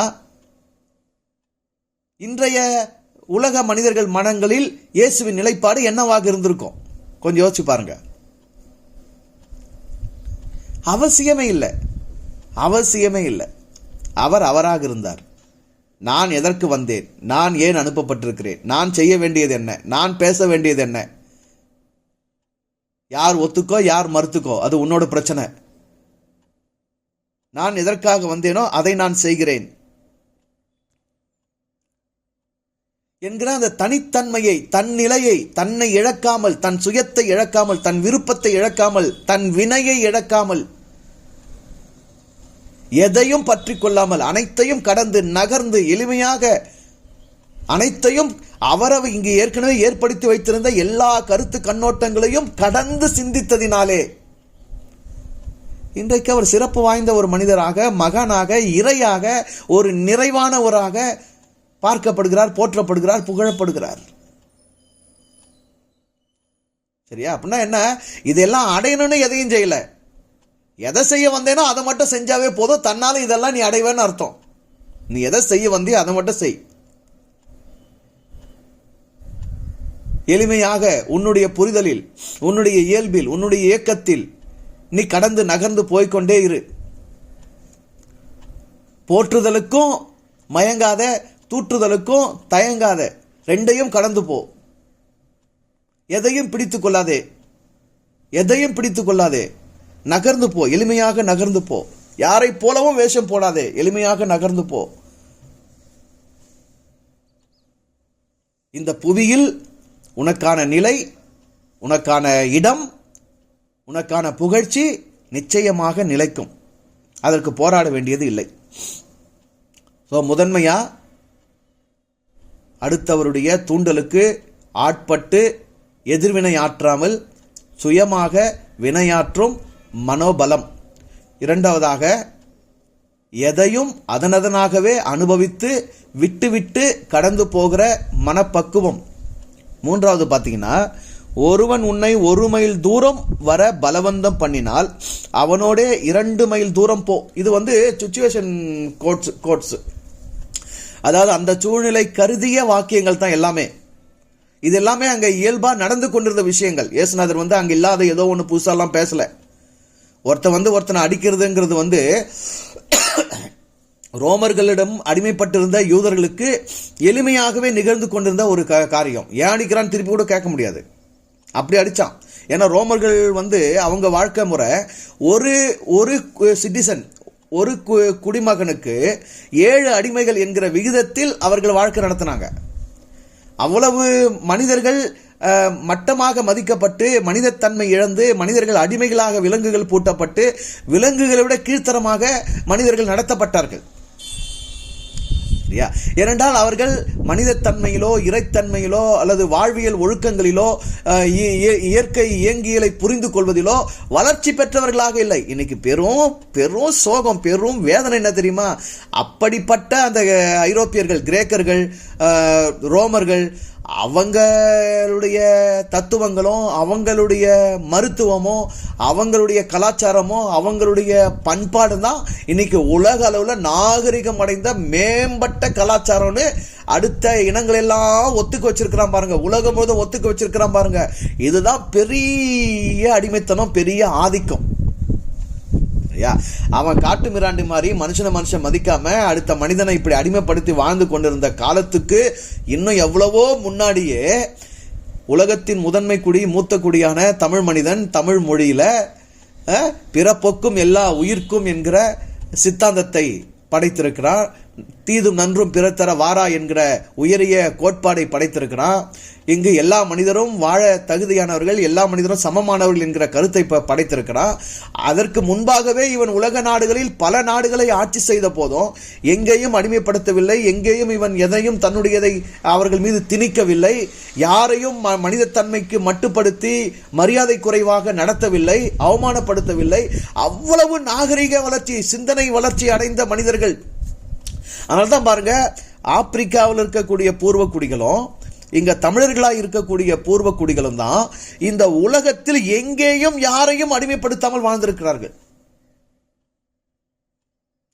ஏனால இவர்கள் சிந்தனையில் வளர்ச்சி அடைந்தவர்கள், உணர்தலில் வளர்ச்சி அடைந்தவர்கள், புரிதலில் வளர்ச்சி அடைந்தவர்கள். இதுதான் உண்மையான நாகரிகம் என்று உலகத்துக்கு வாழ்வியலை எழுதி கொடுத்தவர்கள், கற்றுக் கொடுத்தவர்கள். ஆனா இன்னைக்கு வாழ்வியல், மருத்துவம், சிந்தனை, சித்தாந்தம், தத்துவம், பிலாசபி என்னென்ன பேர்லாம் சொல்றோமோ எல்லாமே கிரேக்க மெய்யியல் என்றோம், கிரேக்க பிலாசபி என்கிறோம், அரிஸ்டாட்டில் என்றோம், சாக்ரட்டிஸ் என்றோம். யார் இவங்கெல்லாம் என்னத்தை தான் சொல்லியிருக்கிறாங்கன்னு பார்த்தா எங்க தமிழில் இருக்கக்கூடியதனுடைய சில துளிகளை அங்க சிந்திருக்கிறாங்க, அவ்வளவுதான்.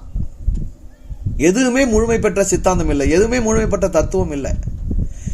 சரியா? அவர்களுக்கு அரசியல் ஆதிக்கமோ, அடுத்தவரை ஆளக்கூடிய திறனோ, ஒடுக்கி அடக்கக்கூடிய பலனோ, அதே மனப்பான்மையும் கொண்டு அவர்கள் வளர்ந்ததுனால அவர்கள் கலாச்சாரம், பண்பாடு இன்னைக்கு உலகம் முழுவதும் பரவி இருக்கிறது. சரியா? இன்னைக்கு மேற்கத்திய உணவு தான் சிறந்த உணவுன்றோம், மேற்கத்திய உடைகளை தான் சிறந்த உடைங்கிறோம், மேற்கத்திய கலாச்சாரத்தை தான் சிறந்த கலாச்சாரம்ன்றோம், மேற்கத்திய பண்பாடுகளை தான் சிறந்த பண்பாடுகள்ங்கிறோம். ஆனா உண்மையிலேயே இவைகள் நமக்கு என்ன கொடுத்திருக்கு? நம்முடைய ஆரோக்கியத்தை திருடி இருக்கு, நம்முடைய உண்மையான மனோபலத்தை திருடி இருக்கு, நம்முடைய வாழ்வியலை திருடி இருக்கு, நம்முடைய இயற்கையான இயக்கத்தை அழிச்சிருக்கு, நம்முடைய இயல்பை ஒடுக்கி இருக்கு. நானாக நீயாக இராதபடி நம்முடைய அனைத்தையும் உரித்தெடுத்து உறிஞ்செடுத்து இருக்கிறது. அனைத்துமே இழந்து நிற்கிறோம். நம்ம மேற்கத்திய மருத்துவங்கிறோம், எந்த நோயிலிருந்தாவது நாம் குணப்பட்டு விடுபட்டு மருந்து மாத்திரை இல்லாத வாழ்க்கை முறையில ஆரோக்கியமான நிலையில நாம் இருக்கிறோமா? அதான் முன்னாடி சொல்றாரு, ஒருவன் உன்னை பலவந்தப்படுத்தினால் அவனோடு கூட நீ 2 மைல் தூரம் நடந்து போ. அப்படின்னா என்ன அர்த்தம்? என்ன அர்த்தம்? ஒருவன் உன்னுடைய சுயத்தை தூண்டக்கூடாது, அந்த தூண்டுதலுக்கு நீ ஆட்படக்கூடாது. இன்னொன்று, உன்னுடையது என்று எதுவும் இல்லை, ஆக உன்னுடையது என்று வழக்காடி போராடி எடுத்துக்கொள்ளக்கூடிய போராட்டத்திற்குள் நீ ஆட்படக்கூடாது. அப்படிப்பட்ட பக்குவப்பட்ட நிலையில் இருக்க வேண்டும். மூன்றாவது, உன்னுடைய பலத்தை ஒருவன் பயன்படுத்திக் கொள்ளலாம். உன்னுடைய பலத்தை ஒருவன் திருடலாம். அதனால் நீ பலம் இழந்தவனாக கூடாது. உன்னுடைய பலம் என்பது நீ செய்கிற செயல் சார்ந்தது அல்ல. செயலை விட நீ பெரியவன். நீ செய்கிற செயலை விட நீ பெரியவன். நீ என்பது வேறு, உன் பலம் என்பது வேறு. நீ என்பது வேறு, உன்னுடைய உடைமை என்பது வேறு. நீ என்பது வேறு, உன்னுடைய வினை என்பது வேறு. வினைகளுக்கும் அப்பாற்பட்டு இரு, உடைமைகளுக்கு அப்பாற்பட்டு இரு, செயலுக்கு பலத்திற்கு அப்பாற்பட்டு இரு.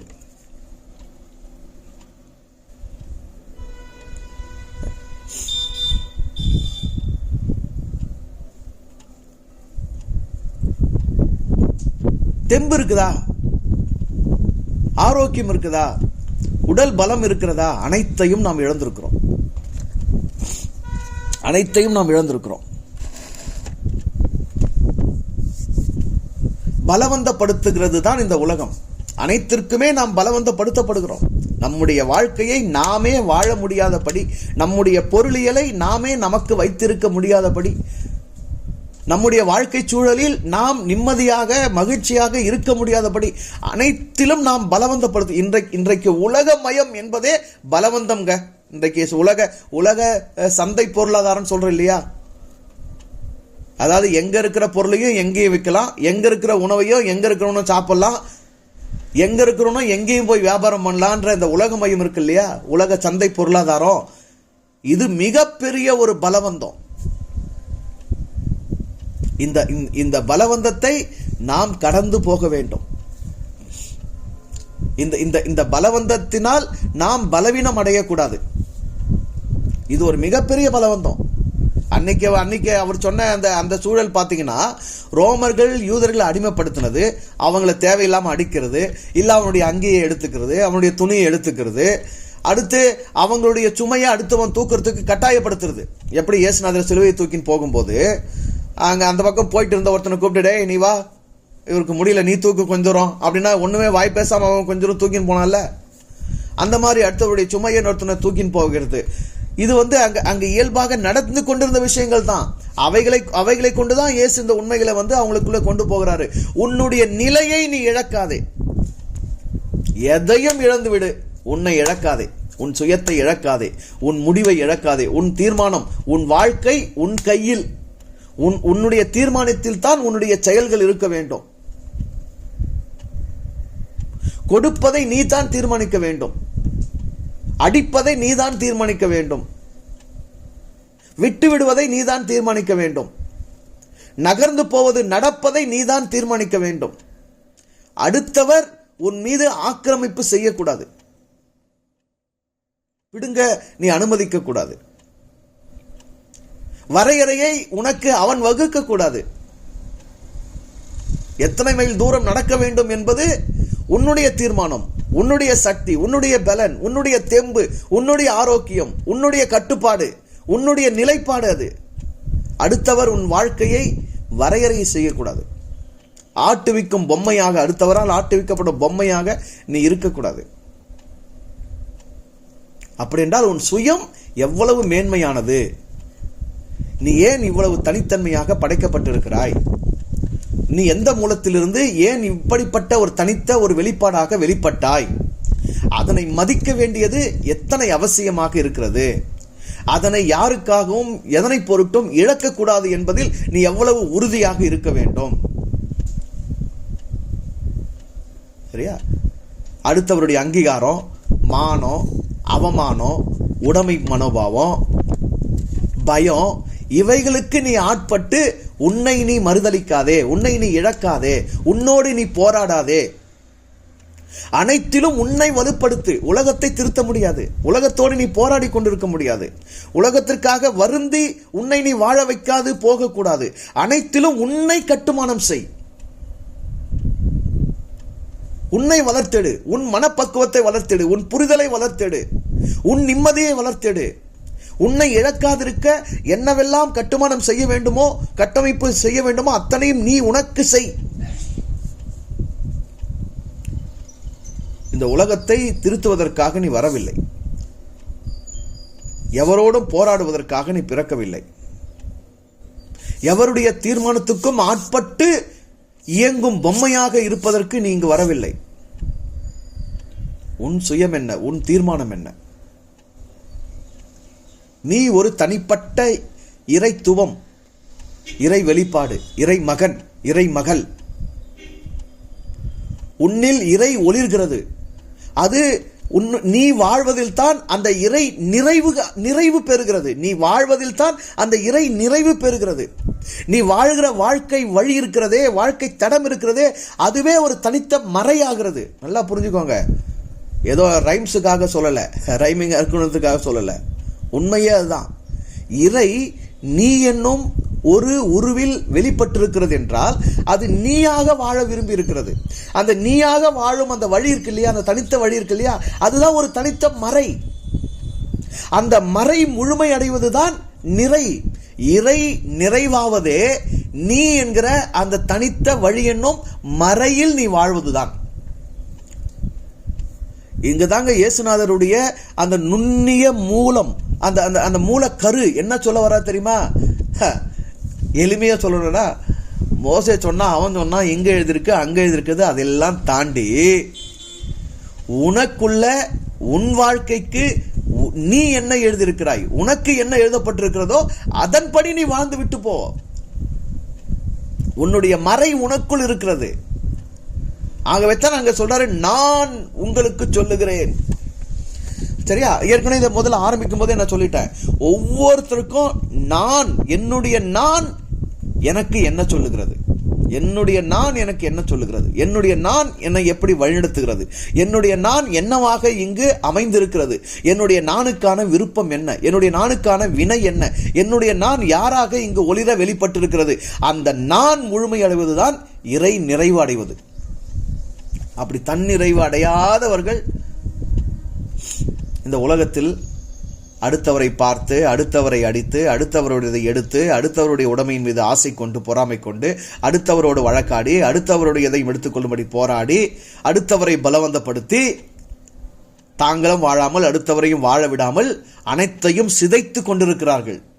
இந்த சிதையிலிருந்து தப்புகிறவர்கள் யார்? தன்னை அறிந்தவர்கள், தன்னை உணர்ந்தவர்கள், தான் தானாகவே நானாகவே வாழுகிறவர்கள், அதற்கான மையத்தில் நிற்பவர்கள், அந்த நிலைப்பாட்டை ஒருபோதும் இழக்காதவர்கள்.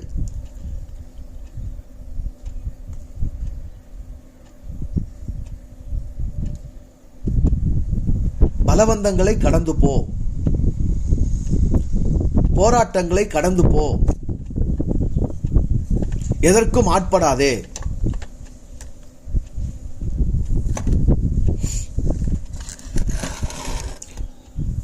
இந்த சமூகம் ஒரு பெருத்த பயத்தை நமக்குள் விதைத்திருக்கிறது.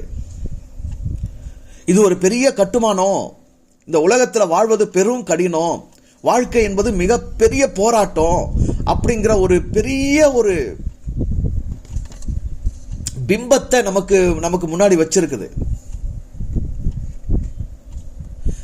ஆனா உண்மையிலேயே பார்த்தீங்கன்னா வாழ்க்கை மாதிரி ஒரு அற்ப விளையாட்டு இந்த உலகத்தில் எதுவுமே கிடையாது.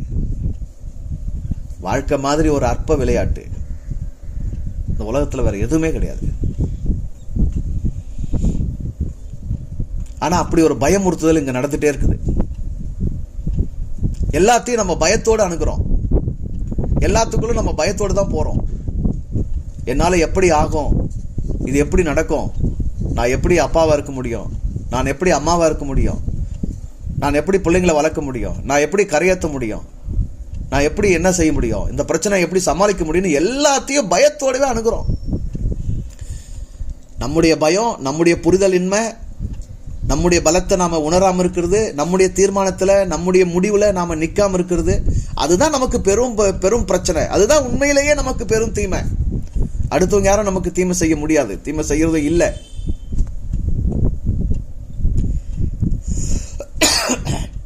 ஏன்னா நம்ம விமர்சனங்களுக்கு பயப்படுறோம், உலகத்தின் அங்கீகாரங்களுக்கு பயப்படுறோம், அடுத்தவங்க என்ன சொல்வாங்கன்றதுக்கு ரொம்ப பயப்படுறோம். அடுத்தவங்க நமக்கு மானத்தை கொடுப்பாங்களா அவமானத்தை கொடுப்பாங்களான்றது மேல ரொம்ப அக்கறையா இருக்கிறோம். நமக்கு தெரியலையே. என்ன தவிர என்ன வேற யாராலையும் அவமதிக்க முடியாது, அவமானப்படுத்த முடியாதுன்னு எனக்கு தெரியலையே. அடுத்தவங்க என்ன அவமதிச்சிட்டாங்க, அவமானப்படுத்துறாங்கன்னு நினைக்கிறேன். ஆனா உண்மையிலேயே என்னுடைய மான அவமானன்றது என்னுடைய சிந்தை, என்னுடைய உணர்வு, என்னுடைய புரிதல், என்னுடைய பக்குவம், என்னுடைய மனது, என்னை பொறுத்தது. நீ என் வஸ்திரத்தை உருவினாலும் நான் நானா இருப்பேன், அங்கி எடுத்தாலும் நான் நானா இருப்பேன், ஜட்டி பண்ணின உருவினா கூட நான் நானா இருக்க முடியும். ஐயோ உருவிட்டாங்களே, இதை பிடிங்கிட்டாங்களே, மேல் சட்டை கழிட்டாங்களே, அவ்வளவுதான் போச்சு அப்படின்னா போச்சுதான். என்னுடைய மனம் இந்த உலகம் எனக்கு என்ன செய்கிறதோ, எவ்வாறு என்னை பலவந்தப்படுத்துகிறதோ, அதை என் மனம் எவ்வாறு எடுக்கிறது என்பதை பொறுத்துத்தான் அது எனக்கு பலமா பலவீனமா, எனக்கு நன்மையா எனக்கு தீமையா, எனக்கு சரியா எனக்கு தவறா என்பது என்னை பொறுத்ததுதான். அதற்குத்தான் நான் வளர வேண்டும், நான் புரிய வேண்டும், நான் பெருக வேண்டும், நான் என்னை உள்வாங்க வேண்டும், நான் யார் என்பதை உணர்ந்து கொள்ள வேண்டும், என் தேவை இன்னது என்பதை உணர்ந்து கொள்ள வேண்டும். என் மனம் எதையெல்லாம் அணுகி எதனையெல்லாம் கடந்து எப்படியெல்லாம் பக்குவப்பட வேண்டுமோ அதனையெல்லாம் பக்குவப்பட்டு என் மனம் உயர வேண்டும். அதான் வேதபாரகர் பரிசேயர் என்பவருடைய நீதியிலும் உங்கள் நீதி அதிகமாக வேண்டும். உங்கள் நியதியே உங்கள் மனதின் நியதி, உங்கள் மனதின் பார்வை, உங்களுடைய கோணம், உங்களுடைய அணுகுமுறை, வாழ்க்கை பற்றி உங்களுடைய புரிதல் அத்தனையும் இந்த சமூகத்தில் வேறுபட்டிருக்க வேண்டும். இதுவரை இந்த உலகம் கற்றுக் கொடுத்த எந்த ஒன்றுக்கும் நீ உட்படாதே, அதனையெல்லாம் கடந்து சிந்தி, அதனையெல்லாம் கடந்து சிந்தி. ஆகவே தான் காலத்தில் நீ இவ்வளவு தாமதமாக பிறந்திருக்கிறாய். காலத்தில் இவ்வளவு தாமதமாக நீ பிறந்திருக்கிறாய் என்றால் இதுவரை இருந்த காலத்தில் என்னவெல்லாம் இங்கு வழங்கப்பட்டிருக்கிறதோ அதனை கடந்து ஒரு துளியாவது நீ அதிகமா சிந்தி, ஒரு துளியாவது நீ அடுத்த கட்டத்துக்கு சிந்தி. அதுக்கு தானே இப்ப பிறந்திருக்கிற நீ. உனக்கு பின்னாடி பிறக்கிறவ இன்னும் உன்னோட அட்வான்ஸா தான் சிந்திப்பான்.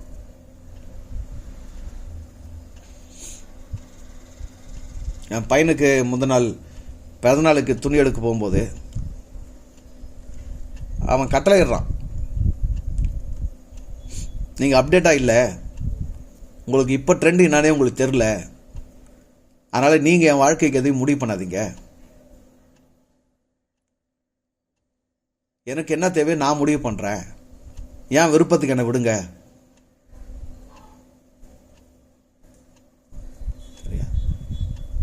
ஒரு வகையில் இது சரி.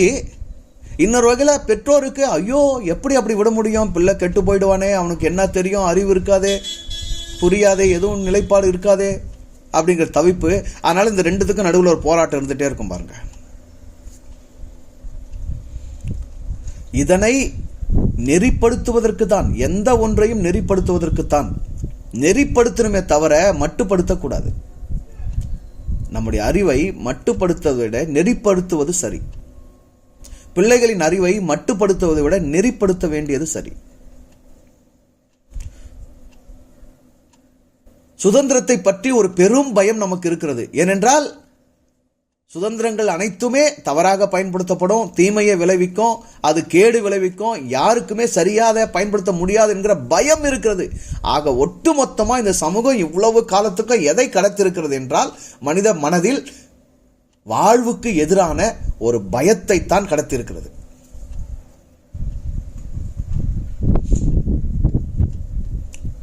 பக்திக்கு அடிப்படையே பயம் என்று ஆகிவிட்டது. கடவுள் நாடல், கடவுள் தேடலுக்கு அடிப்படையே பயம் என்று ஆகிவிட்டது. பரலோகம் ஏன் வேணும், அது நரகத்தை பற்றிய பயத்தின் விளைவாக பரலோகம் தேவை என்று ஆகிவிட்டது. இப்படி ஒவ்வொன்றுமே பாருங்களா, மூலம் எதுவா இருக்குன்னு பாத்தீங்கன்னா பயமா தான் இருக்குது. ஒழுங்கா வாழணுங்கிறது இயற்கையா இல்ல, இயல்பா இல்ல. ஒழுங்கா வாழல்னா என்னெல்லாம் தீமையோ தண்டனையோ கெடுதலோ விளையுமோ அதற்கான பயம்தான் ஒழுங்கான வாழ்க்கைக்கான வழிகாட்டுதலா இருக்குது. பயத்தின் மூலத்திலிருந்து விளையக்கூடிய எதுவும் பாதுகாப்பானது கிடையாது. பயத்தை கடந்து பக்குவப்பட்டு புரிதலோடு அணுகிற, செய்யப்படுகிற, கடக்கிற, விரும்புகிற, தீர்மானிக்கிற, முடிவெடுக்கிற வாழ்க்கை முறை தான் உண்மையிலேயே பாதுகாப்பானது.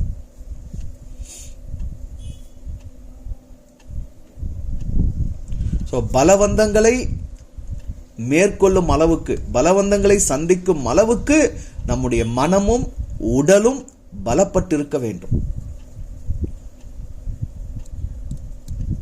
இந்த உலகம் எவ்வளவு பலவந்தத்தை கொடுக்கிறதோ அதனை கடந்து போகும் அளவிற்கு நாம் உடலாலும் உள்ளத்தாலும் உணர்வாலும் புத்தியாலும் சிந்தையாலும் பலப்பட வேண்டும்.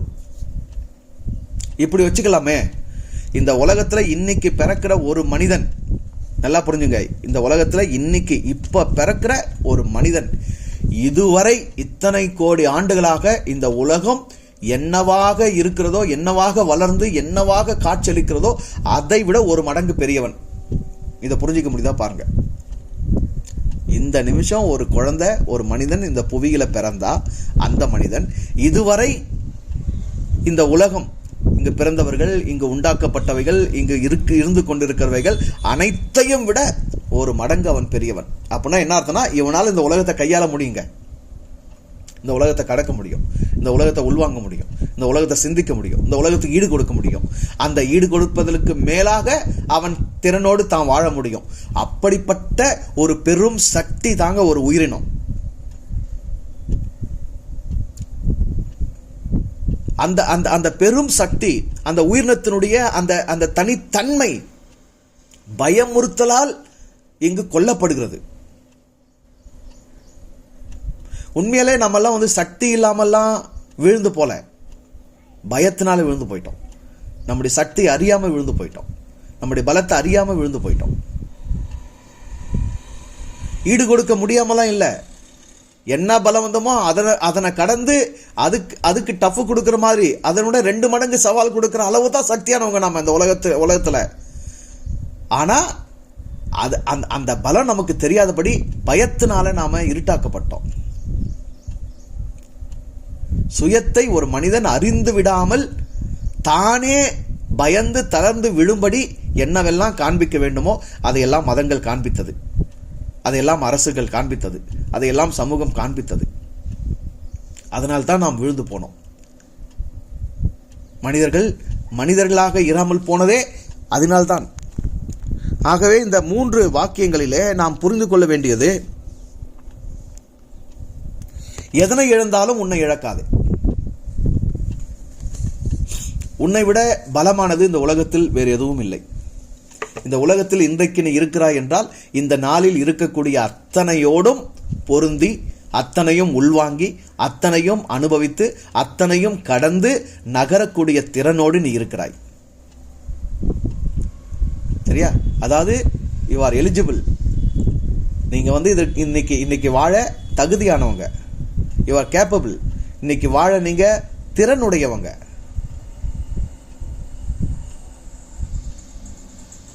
ஏனென்றால் வாழ்வு என்பது, வாழ்கிற நீ என்பதும் வாழ்கிற நான் என்பதும் நான் அல்ல, அது இறையின் ஒரு வெளிப்பாடு.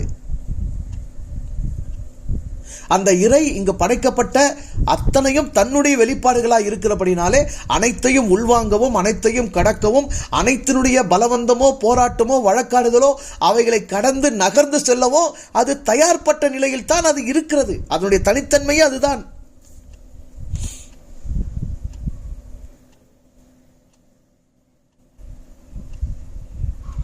உன்னால சமாளிக்க முடியாத போராட்டம்னு ஒண்ணு இந்த உலகத்துல கிடையவே கிடையாது.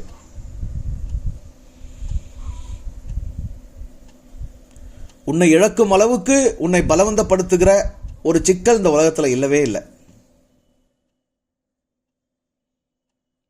உன்னுடைய தீர்மானத்தில், உன்னுடைய முடிவில் நீ நிற்காதபடி, நிலைக்காதபடி உன்னை வீழ்த்துகிற சக்தி என்று அப்படி ஒரு அடி இந்த உலகத்துல யாரும் உன்னை அடிக்கவும் முடியாது.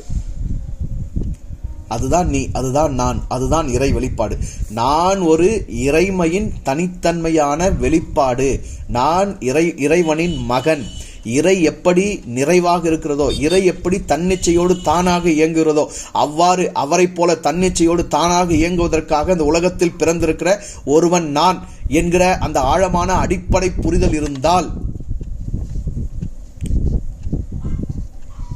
எதனோடும் எவரோடும் போராட்டமின்றி, எதனோடும் எவருடைய பலவந்தத்தையும் கடந்து நீயாக, நானாக நிச்சயமாக வாழ முடியும். அந்த வாழ்க்கை அப்படியே வாழ்ந்தவர் தான் இயேசு. ஆகவே தான் அவருக்கு இதை போதிக்க முடிந்திருக்கிறது, இந்த உபதேசத்தை முன்வைக்க முடிந்திருக்கிறது. அந்த நான் என்பது அங்கு ஓங்கி நிற்கிறது. நான் தான் ஓங்க வேண்டும். சரியா? நான் என்னுடைய நானாக இருப்பது ஆணவம் கிடையாது. உண்மையிலேயே நான் என்னுடைய நானை மறுத்து அடுத்தவர் நானை போல ஆவதுதான் ஆணவம்.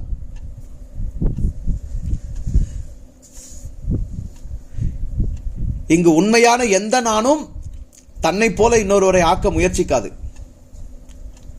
நீ நீயாக இருந்தான் சொல்லும். நான் நானாக இருக்கிறேன், நீ நீயாக இரு. இயேசுநாதர் சொன்னார் இல்லையா, நான் என்னுடைய சிலுவையை சுமக்கிறேன், நீ என்னை போல உன்னுடைய சிலுவை சும. சரியா? சிலுவை சுமப்பது அந்த அந்த காலத்தில் அந்த நேரத்தில் அவங்களுக்கு புரிஞ்ச என்ன விஷயமோ, எதுக்கு அதை ஓமையை எடுத்தாரோ, உருவகமாக எடுத்தாரோ தெரியாது. சிலுவை சுமக்கிறா உடனே பாரன் எடுத்துக்க வேணாம். என்னுடையது நான், உன்னுடையது நீ, அவ்வளவுதான் அங்க பொருள். என்னுடையதை நான் எடுக்கிறேன், உன்னுடையதை நீ எடு. என்னுடையதை நீ எடுக்க முடியாது, உன்னுடையதை நான் எடுக்க முடியாது. அந்த தனித்துவங்களை தகர்க்க கூடாது. இறைமையின் வெளிப்பாடுகள் அங்கு சிதைக்கப்படக்கூடாது. சிதைவின்றி நாம் நகர்ந்து செல்ல வேண்டும். அப்படி நகர்ந்து செல்வதற்கு நமக்கு வேண்டியது ஆழமான புரிதலும், அறியாமையிலிருந்து நாம் வெளிப்படுதலும், மனதை பலப்படுத்துதலும், பக்குவப்படுத்துதலும், உடலின் ஆரோக்கியத்தை மேம்படுத்துதலும், இயல்பிலும் இயற்கையின் ஒழுக்கத்திலும் தீவிரமாக உறுதியாக இருத்தலும் மட்டுமே அவசியமாக இருக்கிறது. இவைகள்லாம் நடக்கணும்னா என்ன நடக்கணும்னா, என்னை தவிர எனக்கு வேறொன்று மறை இல்லை என்கிற முடிவுக்கு நீயும் நானும் வரணும். என்னை தவிர எனக்கு வேறொன்று மறை இல்லை, என்னுடைய மறை எனக்குள் இருக்கிறது, உன்னுடைய மறை உனக்குள் இருக்கிறது. இப்ப இயேசுநாதர் சொல்றார் இல்லையா, கண்ணுக்கு கண் பல்லுக்கு பல் என்று உரைக்கப்பட்டது என்று கேள்விப்பட்டிருக்கிறீர்கள், நான் உங்களுக்கு சொல்லுகிறேன், தீமையோடு எதிர்த்து நிற்க வேண்டாம். ஒருவன் உன்னை ஒரு கணத்தில் அறிந்தால் மறு கணத்தையும் திருப்பி கொடுன்னு சொன்னார் இல்லையா.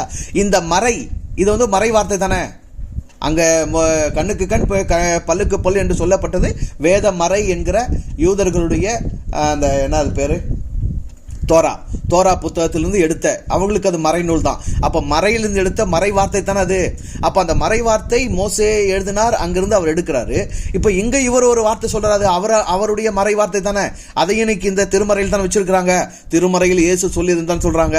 இப்ப அந்த மறை வாக்கு இதுதான் மறை என்பது மார்க்கங்க.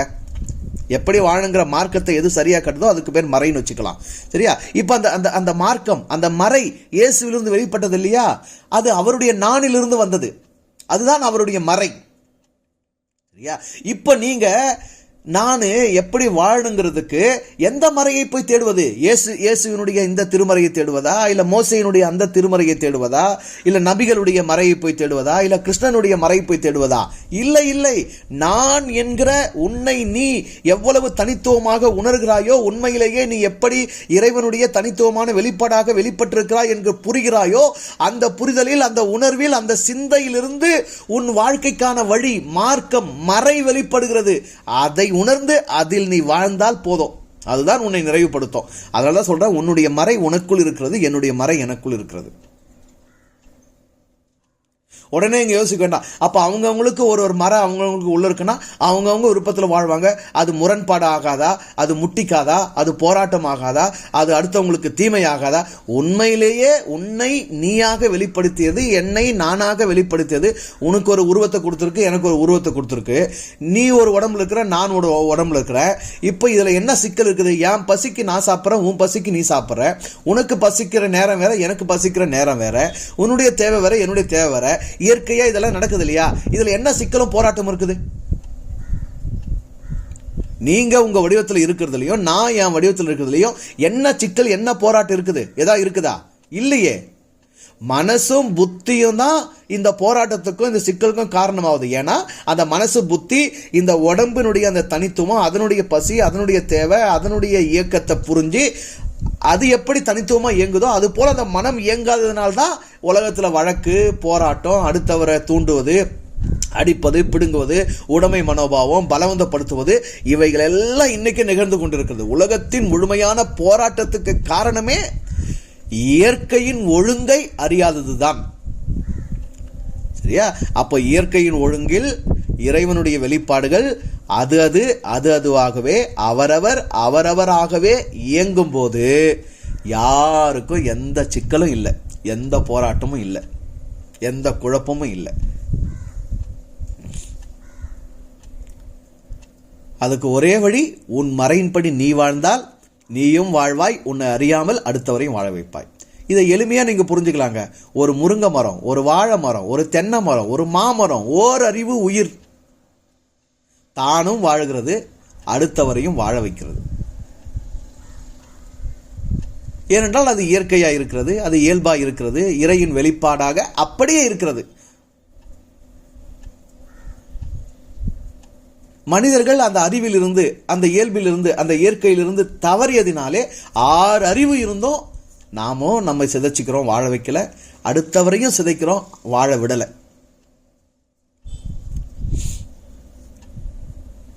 சொல்லுங்க, மனிதர்களை தவிர தானும் வாழாது, பிறரை வாழவும் விடாது தவிக்க செய்கிற உயிரினம் ஏதாவது உலகத்துல உண்டா? அப்போ பிரச்சனை மனிதர்கள் தான். மனிதர்களுக்கு என்ன வேறுபட்டு இருக்கு? பிற உயிரினமிலிருந்து உள்ளம் தான் வேறுபட்டு இருக்கு, புத்தி அறிவு தான் வேறுபட்டு இருக்கு. அப்ப சிக்கல் எங்க? அந்த உள்ளத்துல தான், அந்த அறிவுல தான், அந்த புரிதல் தான். அப்ப அதை சரிப்படுத்தினா எல்லா உயிர்களோட சிறப்பா வாழ்ந்து வாழ்விக்கலாமே. இதை கெடுப்பது, இதை அழிப்பது, இந்த மறையின் படி வாழ்ந்து நிறைவு பெறாமல் நமக்கு முட்டுக்கட்டையா இருந்து நம்மை முடக்குவதுதான் திருமறைகள். ஏன் மோசே திருமறையை வடித்தாரு? ஏன் கிறிஸ்தவங்க திருமறையை வடிச்சாங்க? அவர்களுடைய அரசியல் லாபத்துக்காக வடித்தார்கள். அந்த அரசியல் லாபத்துக்காக அவர் வடித்தது நமக்கு என்ன கொடுக்கிறது? முட்டுக்கட்டையா மாறுது. அவரவர் மறையை விட்டு விட்டோம். மர கண்டுச்சுன்னு சொல்றாங்க இல்லையா, மர கண்டுச்சு உனக்குன்னு சொல்றாங்க இல்லையா, உண்மையிலேயே நமக்கெல்லாம் மர கண்டு போச்சுதான். நம்முடைய மறை கழண்டதினால்தான் நம்முடைய மறையை நாம் நம்மில் இருக்க இறை நேரடியாக கொடுத்த நம்முடைய உணர்வில், நம்முடைய சிந்தையில், நம்முடைய வாழ்வுக்கென்று தனித்துவமாக நம்முடைய உடலில், நம்முடைய உயிரில் அவன் ஒரு மறை எழுதி அனுப்பியிருக்கிறான்ல, அந்த மறையை கழட்டி விட்டதினால்தான் நாம் மர கழண்டவங்களா பண பைத்தியம், ஜாதி பைத்தியம், மத பைத்தியம், உடைமை பைத்தியம், சொத்து பைத்தியம், வீடு பைத்தியம், பிள்ளைங்க பைத்தியம், இப்படி மரக்கண்டு ஆடின்னு இருக்கிறோம். ஆகவே இன்றைக்கு இயற்கையின் அழைப்பு, இறைமையின் அழைப்பு, உன் மறைக்கு நீ திரும்பு, உன்னிடம் நீ வா, எதனை இழந்தாலும் உன்னை இழக்காது, எதனை கொண்டு உன்னை வலுப்படுத்து, எந்த சூழலிலும் உன்னை பலப்படுத்து, உன் மனதை பக்குவப்படுத்து, உன் மனோபலத்தை பெருக்கு. எதனாலும் நீ ஆட்டுவிக்கப்படாதே, யாராலும் நீ ஆட்டுவிக்கப்படாதே, யாருடைய தூண்டுதலுக்கும் நீ ஆட்பட்டு எதிர்வினை ஆற்றாதே. உன் வினையை உன் விருப்பத்தில் நீ ஆற்று, உன் பலத்தில் நீ வாழ், நீ நீயாக இரு என்பதே இன்றைக்கான இயற்கை அழைப்பாக, இறை அழைப்பாக இருக்கிறது என்பதை புரிந்து கொள்வோம். புரிஞ்சுக்கோங்க. தொடர்ந்து நாம அடுத்த வாரத்தில் சிந்திக்கலாம். நன்றி, வாழ்த்துக்கள்.